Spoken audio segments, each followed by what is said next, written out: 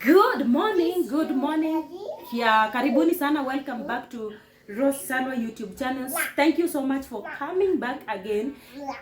For those of us that have always been here, asanteni sana. Karibu sana. We appreciate your loyalty. If you're new here, you just saw this link somewhere, please take some time and subscribe to our YouTube channel. Please subscribe and remember to hit the notification bell so that anytime we post any new content, then you are able to be part of it. Today I come with Mr. Tsalwas himself. This is Tsalwas.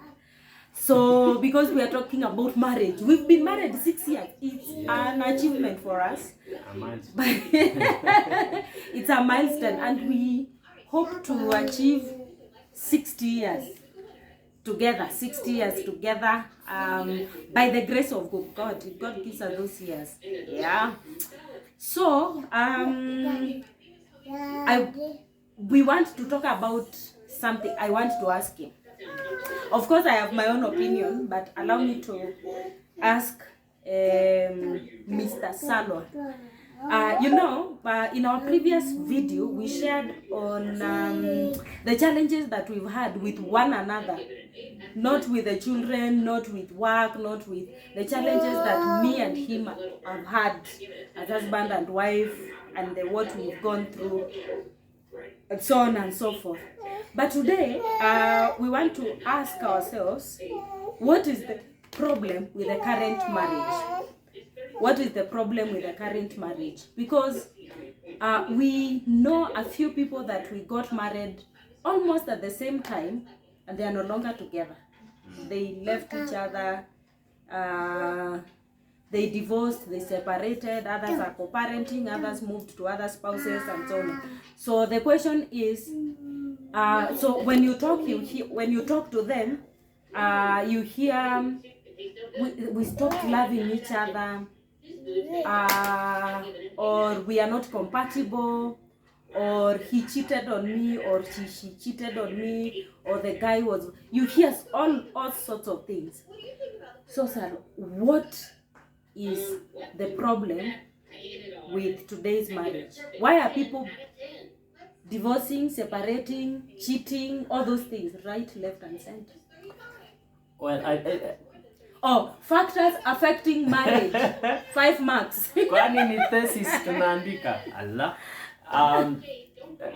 Let me begin by saying, one, in our former video, or is it previous? Yes. Previous. In our previous, I don't do these things quite often. In our previous video, we talked about who is in charge. I think that is important. When people in marriage stop loving each other, either one of them or all of them have failed in submitting to Jesus, assuming they were born again. Either one or all of them have stopped submitting to Jesus Christ, and that is one of the problems. But I want to say, majorly is the foundation of how this marriage was established. For many of us, when we are preparing ourselves for marriage, there is an element of fakeness that people exhibit. We relate on the basis of the mask that we have. We don't have an opportunity to be vulnerable to one another, to be open enough to one another, so that when you get into marriage, you're not going to experience a totally new person. I think that is an issue. The person I dated, the person I related to when I get married is a totally different person than the person now I am living with. And I think if people were very real during their relationships, if you are annoyed, how do you respond? How do you behave? Because perhaps those days you never got annoyed. Now you get annoyed like you do. You get annoyed and then even the sufurias in the house will know that you are annoyed. But when you are dating, there was never an element of that struggle with anger or something like that. And it could be something different. And I think because of that poor foundation in dating, where people are not real to one another, people are not totally submitted or yielded to Christ before or even during their marriage experience, I think that is the greatest point of divergence between the two, in my opinion. In addition to that is to say that what is it, Rashon? These are some of the factors affecting marriage. Third parties. Third parties ndio hao. Factors affecting ndoa. Anyway, alikuwa anataka kurudishwa but atarudi hapo tu tena. Rashon, why are you disturbing mommy? Okay. So on that issue of what is the factors affecting marriage, he has talked about foundation, and yes, foundation is very key. Foundation is very key. Where are you founded as a couple? Where are you founded? And how you started. You see, like we live in a flat. This is third floor. This is our house, our rented house. This is third floor. So for this house to be able to carry up to fourth floor, it means that the foundation is very strong. Now, it is very important that your marriage is founded in God, like how you started. And I will tell you, because we are about vulnerability, acceptance, and hope. One of the challenges that married couples show or experience, it is either they are struggling with communication, which we struggle with. They are struggling with communication, or mistrust, or finances. Communication, finances, or sex. Many times it is the real problem. So anyway, now, if those issues are not sorted right at the foundation level, issues will always be there. For example, and let's talk about the big one, which is sex. Anytime you have sex before marriage, that affects many things. Breaks your trust. It breaks your trust. That now Tsalwas is going, sijui yako happy, he has gone to bury somebody somewhere, I don't know where he's going to be there for a night. And then I'm here thinking, why is he sleeping with whoever he went with or something like that? So foundation, if you are not married, please do not sleep with that guy or that lady before you get married. That is a big issue. Yes. You become insecure, insecurities, and so on. So please do not give your girlfriend or your boyfriend husband privileges or wife privileges that they are not. So sex before marriage, it is a no. For me, of course, we separately, we had sex with other people before we came together. But when we came together, it was clear for us that we are not going to have sex before marriage, because that was going then to sabotage our marriage. It was going to affect how we related with one another. How we managed to walk sexually pure until marriage is accountability around us. Yes. We had people that would ask us tough questions. We had people that if they saw us seated very close and holding each other. Joe Kimani is my friend, I can mention. Joe Kimani and Ocampo. Oh my goodness, they would come and talk me up. So that one. So sex before marriage. You listen or look behind or look back. Are you married and feeling very insecure? Mm-hmm. You don't trust your wife or you don't trust your husband? How did you begin your sex? How was sex life before you got married? With and then even if you did a wedding, that one is a big. Even if you did a 1 million wedding, you can do a wedding, but you never confessed that sin. You never talked to somebody about it. It's something that will haunt you, like it hounds. I will tell you for sure, it does hound. By the way, a wedding does not make holy matrimony. Just in case you thought, doing a wedding in church makes your marriage a holy matrimony. It's the walk, it's the life that you live, the process is what makes it holy matrimony. So if you fell or you slept with one another before you got married, you don't have holy matrimony. But the Lord is faithful. There is hope. There is hope.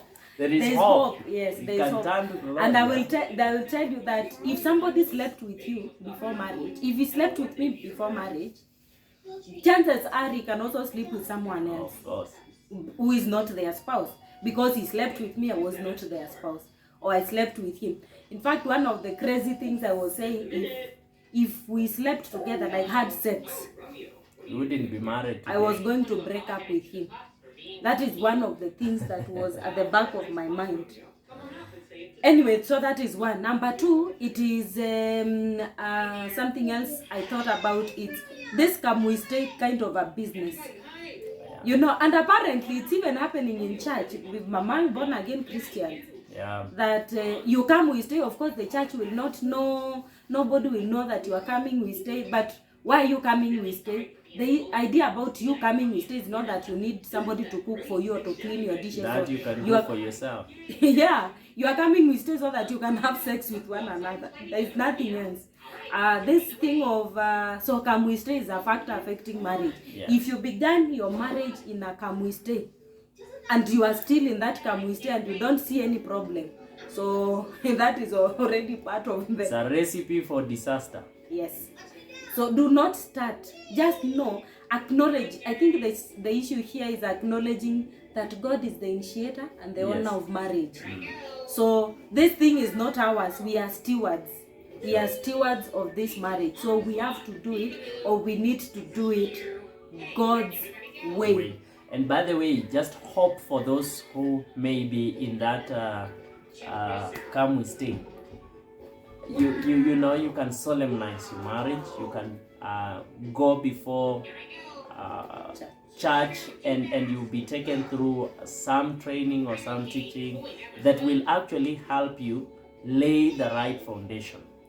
I would encourage you to actually consider it, because marriage is not just about the two of you, it has a generational impact. And so most likely the foundation you've laid will also be the same foundation that your sons and your daughters will do the same thing. And maybe they are going to perfect what you have done.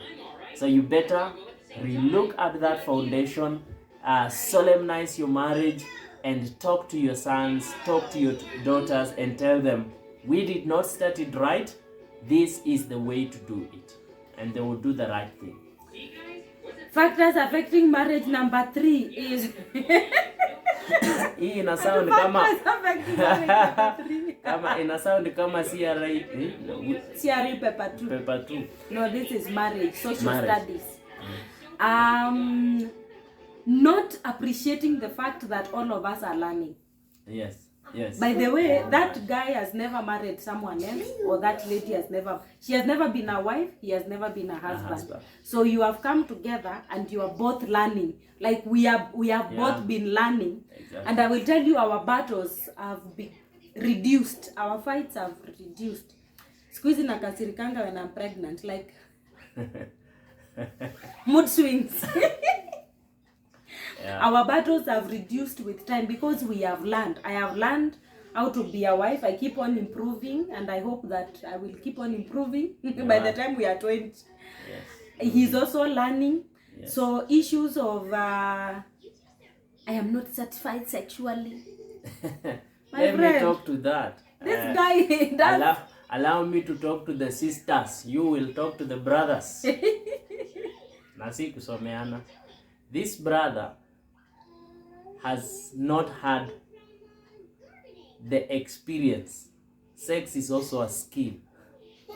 And like you know, all skills are perfected by practice. Now, if you're not married, this is not for you. Can we talk about that in our next video? Because this one is going to be too long. So our next video, please look out for it. It will be about sex in marriage, as raw as it can get, for we the believers, for we that say Jesus is Lord. Yes. Thank you so much for being part of Tsalwas. Thank you so much for tuning in and Bye. listening to us. So if you have not subscribed, please do, because it's going to get better. It's getting better. We appreciate that you consume our content, and we hope that you will share this content with some people that you think are going to be to learn something. But also, you can also inbox us or just write on the comment section. Let us know what can we talk about here at Tsalwas. Remember, we are about vulnerability, acceptance and hope. And for now, bye-bye. Bye.